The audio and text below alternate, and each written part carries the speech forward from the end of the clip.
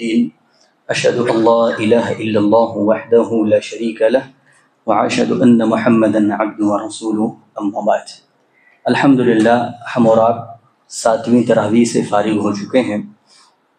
7ویں پارے میں سب سے پہلی بات جس کا تذکرہ اللہ رب العالمین نے کیا ہے کہ دنیا میں بہت سارے لوگ ایسے بھی ہیں جو قرآن کو سنتے ہیں تو ان کے آنکھوں سے آنسو جاری ہوتا ہے۔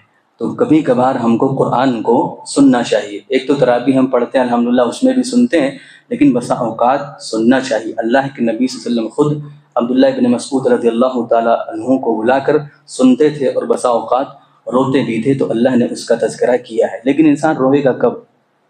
جب انسان اس کو سمجھے گا۔ تو جہاں تک ہو سکے اس کو سمجھنے کی کوشش کریں۔ دوسری بات جو اللہ رب العالمین نے تذکرہ کیا ہے وہ یہ کہ قسم کا کفارہ۔ دیکھیے عام طور پہ اللہ رب العالمین نے جو ذکر کیا ہے وہ 2 قسم ذکر کیا ہے، لیکن تمام حدیثوں اور قرآن کو اگر ملا کے دیکھا جائے تو قسم کے 3 اقسام ہوتے ہیں، یعنی 3 طریقے کا قسم ہوتا ہے۔ ایک ہوتا ہے یمین غموس، جس کو ہم کہتے ہیں جھوٹی قسم۔ انسان جھوٹا قسم کھاتا ہے۔ انسان جیسے مثال کے طور پہ انسان نے روزہ نہیں رکھا ہوا، وہ کہے کہ اللہ کی قسم میں نے روزہ رکھا ہے، جھوٹ بولے ڈائریکٹ۔ وہ انسان دبئی نہیں گیا، وہ بولے اللہ کی قسم میں دبئی گیا ہوں۔ عمرہ نہ کیا ہو کہ اللہ کی قسم میں نے عمرہ، یعنی جھوٹی قسم جس کو ہم کو کہتے ہیں۔ تو اس پر کوئی کفارہ نہیں ہے اور یہ بہت بڑا جرم ہے اور بہت بڑا گناہ ہے، اس کو انسان توبہ استغفار کرنا چاہیے۔ ایک ہوتا ہے اللہ نے قرآن میں ذکر کیا ہے کہ یمین لغو، یعنی ایک ایسی قسم ہوتی ہے جو لغو ہوتی ہے، جس کا کوئی اعتبار نہیں ہوتا ہے۔ وہ کیا ہوتا ہے کہ انسان بات بات میں قسم کھاتا ہے، ہمیشہ قسم کھاتا ہے، اس کی تکیہ کلام ہوتا ہے جس کو کہتے ہیں۔ جب بات کرتا ہے اللہ کی قسم میں گیا تھا، میں آیا تھا، قسم سے میں کر دوں گا، اللہ کی قسم میں کر دوں گا، یعنی ہمیشہ قسم کھاتے رہتا ہے۔ تو اس کا کوئی اعتبار نہیں ہے۔ ایسے بھی لوگوں کو چاہیے کہ وہ اس طرح کا قسم کا مذاق نہ بنائے۔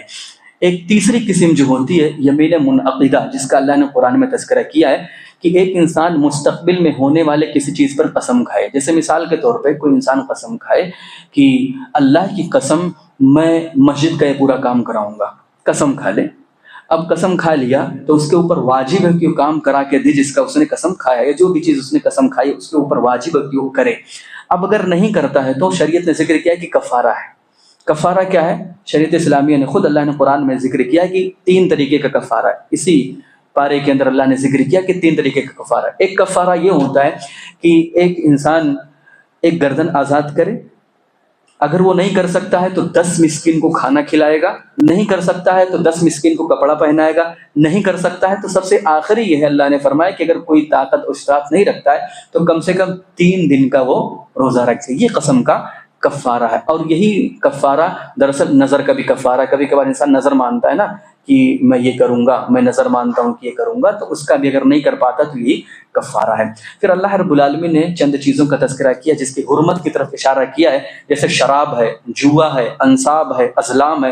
اللہ رب العالمین نے ان تمام چیزوں کو حرام قرار دیا ہے۔ خصوصاً شراب کے تعلق سے یہ بات سمجھ لیں، جب شراب کی بات آتی ہے تو لوگ یہ سمجھتے ہیں جو ڈرنک پینے کی شکل میں ہوتا وہی شراب ہے۔ نہیں، شراب اللہ کے نبی کی حدیث خود بتاتی ہے، جو مسلم شریف کی روایت ہے، اللہ کے نبی صلی اللہ علیہ وسلم نے فرمایا کل مسکر خمر وکل خمر حرام، کہ ہر نشہ آور چیز شراب ہے اور ہر شراب حرام ہے۔ پھر اللہ کے نبی نے ایک حدیث کے اندر اور بھی شرحت کی، جس چیز کے اندر بھی نشہ پایا جائے وہ شراب ہے۔ اب نشہ وہ چاہے گٹکے میں پایا جائے، نشہ چاہے وہ چینی کھینی میں پایا جائے، نشہ چاہے وہ سگریٹ میں پایا جائے، نشہ چاہے ڈرگس میں پایا جائے، نشہ چاہے کسی اور چیز میں پایا جائے، جس بھی چیز میں نشہ پایا گیا وہ شراب ہوگا، اس کو شراب نام دیا جائے گا۔ شریعت نے وہ نام دیا ہے، وہ چاہے پینے کی شکل میں ہو، چاہے سونگھنے کی شکل میں ہو، چاہے کھانے کی شکل میں ہو، وہ شراب ہوگا شریعت کی اصطلاح میں، اگر اس میں نشہ ہوگا، اور ہر قسم کا شراب حرام ہے۔ پھر اللہ رب العالمین نے ذکر کیا ہے کہ بیجا سوال کرنے کی ممانعت۔ ایسا نہیں ہے، سوال کرنے کے لیے تو اللہ نے خود ابھارا ہے، فَاسْأَلُوا أَهْلَ الذِّكْرِ إِن كُنتُمْ لَا تَعْلَمُونَ، کہ اگر آپ کو معلوم نہیں ہے تو آپ جو اہل علم ہے ان سے آپ پوچھ لو۔ یہ علاج ہے جہالت کا، لیکن بسا اوقات بعض لوگ ہوتے ہیں صرف بجھانے کے لیے، صرف امتحان لینے کے لیے، تو وہ غلط ہوتا ہے۔ انسان خود معلومات کے لیے یا دوسرے کو بتانے کے لیے اگر تصفیہ کے لیے چاہتا ہے تو وہاں تک ٹھیک ہے، اور وہیں تک کرنا بھی چاہیے۔ پھر اللہ رب العالمین نے عیسیٰ علیہ السلام کی خصوصیات کا تذکرہ کیا ہے۔ عیسیٰ علیہ السلام کی کئی خصوصیات ہیں، جیسے بچپن میں بولنا، بچپن میں انہوں نے کلام کیا، دودھ پیتے وقت بغیر باپ کے پیدا ہوئے، مٹی سے وہ پرندہ بناتے تھے، وہ زندہ ہوتا اڑتا تھا باقاعدہ۔ پھر اسی طرح مردے کو زندہ کرتے تھے اللہ کے حکم سے۔ پھر اس طرح کی کوئی اندھا ہوتا، مادر ذات اندھا، اس کے لیے دعا کرتے تھے اللہ کے حکم سے، وہ اندھا پن اس کا دور ہو جاتا تھا۔ سفید داغ برس کی بیماری اگر کسی کی ہوتی چمڑی کی دعا کرتے تھے ٹھیک ہو جاتے تھے. اسی طرح آسمان پر اٹھایا جانا زندہ، یہ صرف انہی کی خصوصیات ہیں جو اللہ رب العالمین نے تذکرہ کیا ہے. پھر اللہ رب العالمین نے ذکر کیا کہ اگر کوئی انسان اصلاح کرنا چاہتا ہے تو اصلاح کیسے کرے. اللہ نے ذکر کیا یا ایھا الذین آمنوا علیکم انفسکم، کہ اے ایمان والو سب سے پہلے اپنے آپ کی اصلاح کرو. انسان اصلاح کرنا چاہتا ہے تو سب سے پہلے اپنی ذات سے کرے، پھر اپنے گھر سے، پھر اپنے سوسائٹی سے، ایسے ہی دھیرے دھیرے انسان دوسری جگہ کرے. پھر اللہ رب العالمین نے سورہ انعام کا تذکرہ کیا ہے. سورہ انعام کے اندر سب سے پہلی بات اللہ نے ذکر کیا کہ اللہ ہی نفع نقصان کا مالک ہے. نفع نقصان کا مالک صرف اور صرف اللہ ہے. اللہ نے فرمایا اَيَمْسَسْكَ اللَّهُ بِضُرٍّ فَلَا كَاشِفَ لَهُ، کہ اللہ اگر کسی کو نقصان پہنچانا چاہے تو کوئی اس کو ہٹا نہیں سکتا. یہی بات سیم بخاری مسلم کی روایت کے اندر موجود ہے. اللہ کے نبی نے فرمایا پوری دنیا کے لوگ مل کر اگر تم کو فائدہ پہنچانا چاہے نہیں پہنچا سکتے مگر اتنا ہی جتنا اللہ نے لکھ دیا ہے، اور پوری دنیا کے لوگ مل کر تم کو نقصان پہنچانا چاہے نہیں پہنچا سکتے مگر اتنا ہی جتنا اللہ نے تمہارے حق میں لکھ دیا ہے. تو ہمیں ڈرنا نہیں چاہیے. پھر اللہ نے ذکر کیا کہ دنیاوی زندگی کی حقیقت. اللہ نے فرمایا وَمَا الْحَيَاةُ الدُّنْيَا إِلَّا لَعْبٌ وَلَعِبٌ، اللہ نے فرمایا کہ دنیاوی زندگی کی جو حقیقت ہے صرف کھیل و تماشا کچھ نہیں، یہ صرف آزمائش گاہ ہے. پھر اللہ نے ذکر کیا کہ اللہ کے رسول کو غیب کا علم نہیں ہے، غیب کا علم صرف اللہ کو. اللہ نے فرمایا قُلْ لَا أَقُولُ لَكُمْ عِنْدِي خَزَائِنُ اللَّهِ وَلَا أَعْلَمُ الْغَيْبَ. صاف لفظوں میں اللہ فرما رہا ہے کہ لوگوں کو بتا دو کہ غیب کی چابی میرے پاس نہیں ہے، میں غیب کو نہیں جانتا. یہ اللہ رب العالمین نبی کو کہہ رہے ہیں کہ تم کہو کہ وَلَا أَعْلَمُ الْغَيْبَ، میں غیب کو نہیں جانتا. اس سے بات اور کیا ہوگی؟